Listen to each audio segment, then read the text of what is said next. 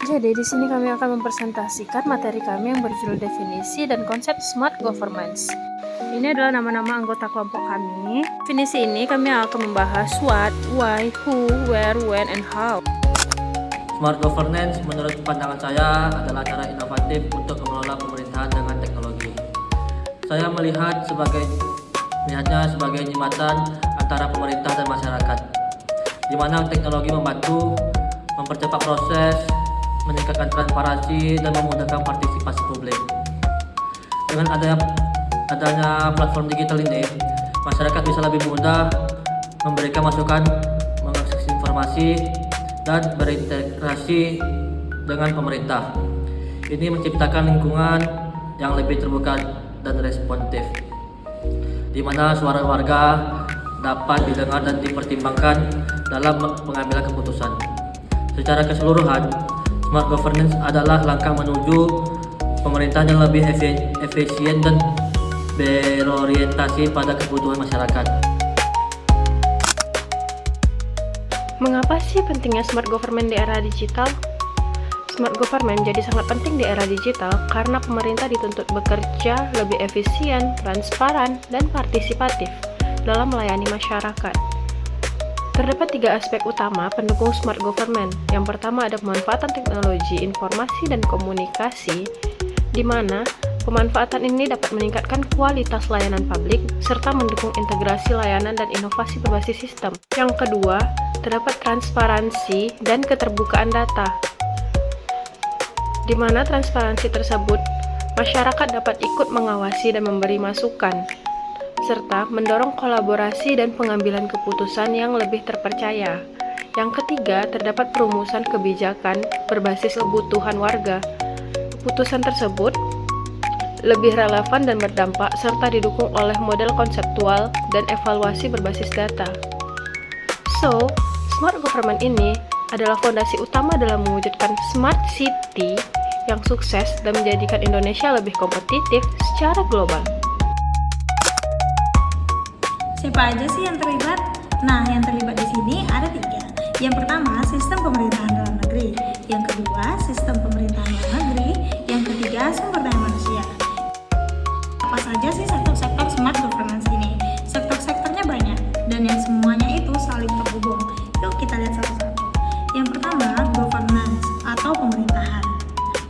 Semua urusan administrasi kayak bikin KTP atau bayar pajak bisa lebih praktis lewat sistem online. Kemudian ada environment dan urban planning atau lingkungan dan tata kota. Pemerintahan pakai data untuk merancang kota supaya lebih rapi, hijau, dan nyaman buat tinggalin. Kemudian ada education atau pendidikan. Sekolah atau kampus bisa makin digital, jadi belajar bisa dari mana aja, bahkan bisa lewat HP. Kemudian bisnis, bikin usaha nggak perlu ribet, semuanya bisa online dan lebih cepat. Kemudian water and energy, pemakaian air dan listrik jadi lebih hemat karena dikontrol pakai teknologi. Kemudian ada security atau keamanan, contohnya itu ada CCTV, sensor, dan sistem pintar yang biasa dipakai untuk jaga keamanan lingkungan. Kemudian ada healthcare atau kesehatan, seperti di layanan rumah sakit atau layanan klinik, semuanya sekarang sudah pakai sistem digital. Kemudian ada transport, sistem transportasi makin terintegrasi. Misalnya kita bisa jadi tahu jadwal bus, karena sekarang udah banyak pakai aplikasi.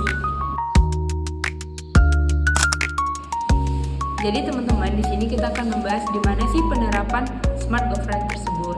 Nah, di dalam negeri dan di luar negeri sudah diterapkan smart governance. Di dalam negeri contohnya adalah Kota Jakarta. Di sana Kota Jakarta mulai menerapkan kebijakan berbasis teknologi informasi untuk mendukung pemerintahan. Di sisi lain ada Kota Surabaya yang sempat menerima penghargaan dari Kementerian Kominfo karena keberhasilannya dalam mengimplementasikan smart governance. Selain itu, ibu kota Nusantara kita yaitu IKN yang sedang membangun sistem pemerintahan terpusat.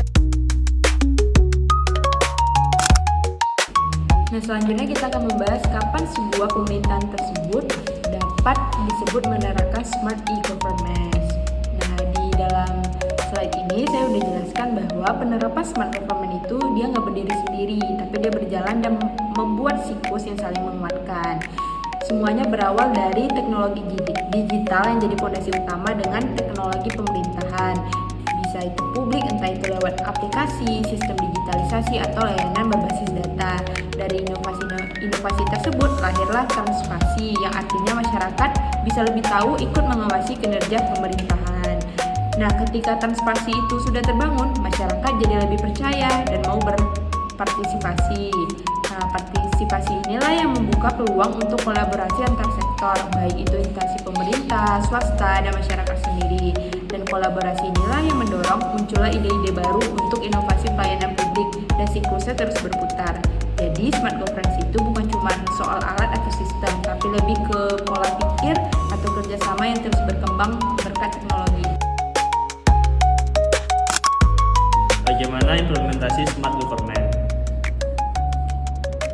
Di dalam gambar tersebut terdapat elemen-elemen utama dari smart government: transparansi, partisipasi publik, kolaborasi, teknologi digital, serta inovasi pelayanan publik.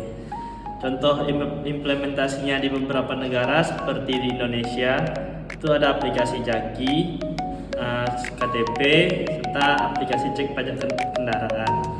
Fungsinya adalah memudahkan akses untuk layanan publik dan informasi tambahan. Di Singapura ada aplikasi OneLogin dan aplikasi SingPass. Fungsinya untuk memberikan satu pintu akses layanan digital pemerintah secara aman dan efisien. Di Korea Selatan, contohnya seperti layanan e-government yang terintegrasi dan modern. Fungsinya untuk mempermudah masyarakat mengakses layanan pemerintahan dengan cepat. Selanjutnya, tantangan